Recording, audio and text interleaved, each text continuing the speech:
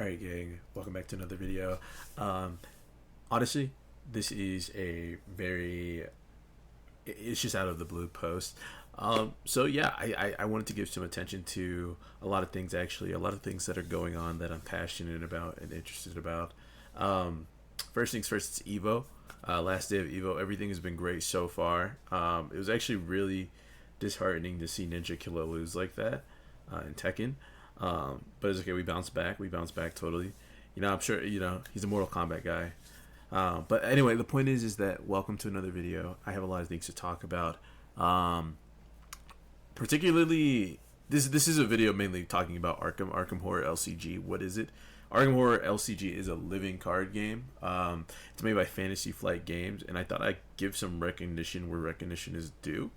And kind of just more exposure to the game. So recently, IGN posted a trailer on their YouTube account, showcasing the game, and I was like, wow, maybe Arkham Horror has a slight possibility to kind of put itself out there to like broaden its audience, because right now its audience is like it's not like niche, but it's also like not niche. You know what I mean? So yeah, no, I thought it was really cool. It's kind of hard recommending the game to new players right now in terms of like if you want more content. But a summary, basically, there was a bunch of different kinds of Arkham Horror expansions from, like, they call it Chapter 1. We're in Chapter 2 now, and I'll explain what that means. But yeah, we had like things like Path to Carcosa, Innsmouth's Conspiracy, Feast of Hemlock Vale, and things like that. But Fantasy Flight Games, they aren't really what is it called? They're not reprinting it anymore. They're just moving on to another branch of Arkham's life, and they're calling it Chapter 2. So right now we have the 2026 core set coming out, or that's already out. I think it's called The Breathin' of Ash. I've bought it, and I have yet to play it still, and that's like not to any fault of my own. Life just kind of gets busy, but that's out right now. In August, there's going to be another expansion. It's a small campaign expansion.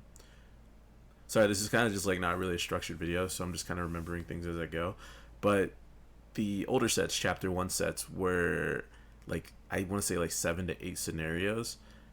Just for Chapter 1, that's like long. Like I play the game on Tabletop Simulator because my friends were like far away, so we play online. And we don't really finish out full scenarios. And I know there's a controversy between people wanting either smaller scenarios because it helps people play them in one go, or people playing, want longer scenarios because, inflation, unfortunately, is a thing. Blame Trump for that. Sorry, I'm tangenting. Point is that they're kind of scaling back on the length of the campaigns that they would normally have in Chapter 1 with Chapter 2.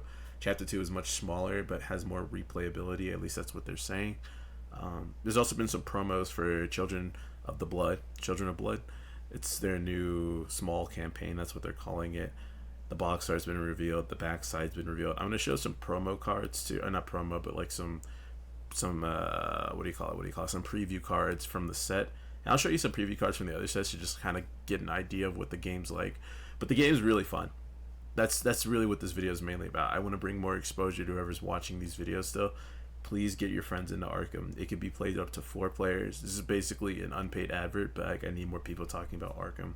Like, okay, so the main concept of the game is that you're investigators, and whatever scenario or whatever campaign you're playing, it is so immersive, and your goal is to collect clues before a certain threshold happens, and if that breaks, like, more bad things happen. And I'm explaining it super terribly, but like, I'm gonna put some examples on the screen and I will show you what I mean. Point is that you can play up to like 4 people. It gets harder with each player in the game too, and like, it's not like a hard where the game's not fun. It's like a more challenging, like, wow, we're in this together kind of run. I'm kind of geek talking about this because it is one of my favorite cardboard games out there of all time. I've had it since like my sophomore year of college, and I'm about to enter my senior year. Like, it is one of the best games I've ever played, and I'm really trying to hit this home because like, it is so good. Like, you have so many thematic campaigns too. Like, there's one where you're like you try to help college students out from like monster attacks, and there's ones where you're in like a different universe, kind of like exploring astral planes. I'm not gonna like really. I'm trying not to spoil too much because like it's really that good to the point where like if you go play it yourself, you're gonna be like, wow. And it's even more fun. Like I'm gonna set the scene. Imagine you Saturday night, Friday night, and then you have Saturday, no work, and you and your buddies, four of you, you're sitting in this room playing Arkham Horror with the lights dim. You have some mood music in the back. You guys are getting ready to go, and it's so fun. Like it genuinely is so fun. But yeah, the big issue is if you are willing to get into this game, like right now, all chapter one stuff is not. It's out of print. You cannot buy it unless you go on eBay, and eBay prices are crazy because people are crazy nowadays. It's like 600. I think I saw Scarlet Keys for like $600. That's nuts, guys. It's a little crazy. But yeah, no, I'm honestly like I really need to put the word out there. Like I love Fantasy Flight games, like even like Marvel Champions. That's like more Marvel centric. I would say it's less. It's less thematic, but it's still fun. Like I have like Sinister Motives. I have the what do you call it, the Red Skull campaign. Like I have so many things from Fantasy Flight games. Like I'm high key a Fantasy Flight glazer. I have yet to play Star Wars because I'm just not a Star Wars guy. Point is that it is a really good game. Please try it. I hope I persuaded you to try it. Yeah, but you know, I'm gonna leave some links in the description on where you could get started. Once again, this is not a paid advert. This is just Julian talking about the things he's passionate about. But yeah, no, like diving more into it though. So each one of your players on your team, you guys have a deck up to like 30 cards, and these you have classes. You have Survivor, you have Rogue, you have Guardian, you have Seeker, and then you have Survivor. No, Mystic. I think I said Survivor already. Point is that you have a bunch of classes that do a bunch of different things. Like Mystic cast a bunch of spells. Seeker is the one mainly getting the clues. Survivor is kind of like a jack of all trades, master of none. Very random. I love Rogue because Rogue is very what do you call it? Evade heavy class. An evasion is basically this is not really a 101 on what the in-game mechanics of Arkham is. Just know that they're really cool. But I guess the best way I can summarize it is evading is the best way to like kind of get away from an enemy. And then you have Guardian, which is like the tanky, protects everyone, kind of makes everyone feel good kind of character. It's my go-to pick most of the time. But yeah, no, so the game is essentially deck building, and you can like try different decks. And it's so nice and beautiful because you could just it's like infinite replayability because you could try different things and see what works and what doesn't work, and I love it. I love it so much. And there's sometimes weaknesses in your deck that you might pull because you have to build a weakness into your deck. You have to build like treacheries and things like that, and they can high key mess you up and make or break your run. There's been so many times where me and my girlfriend we just died like instantaneously, and I'm like, well, that makes sense, But that's the fun of the game, the horror, it's in the name. So, but no, seriously, it is a very fun game. I would say my main thing as a new player though is just looking out for the new things that are coming out. I know they released some new Survivors. They've also released, as I previously said, the Children of Ash campaign. They haven't released that yet, but that's coming out this August. And I think there's a small singular scenario, which singular scenarios are cool too.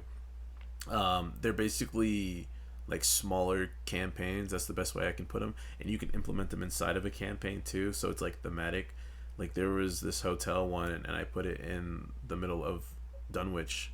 For example, we were getting done with I forgot actually specifically, but it was like really cool. But we took a break to go check into a hotel, and then boom, murder mystery. Like you can like kind of mishmash the two together. It's kind of essentially D&D, but more visual, if that makes sense. It is awesome, beautiful game. But yeah, no, I really hope that you guys check it out. Whoever sees this video, it's one of my passion games. I love playing it so much. It is one of the most like leisure time X games that I love to play in my free time when I do get free time. But yeah, no, check out what they're gonna release next. It is really good stuff.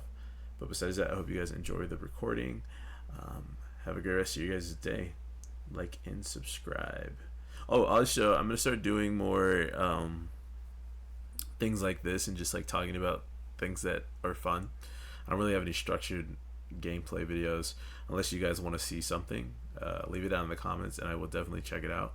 But until then, I will see you guys next time.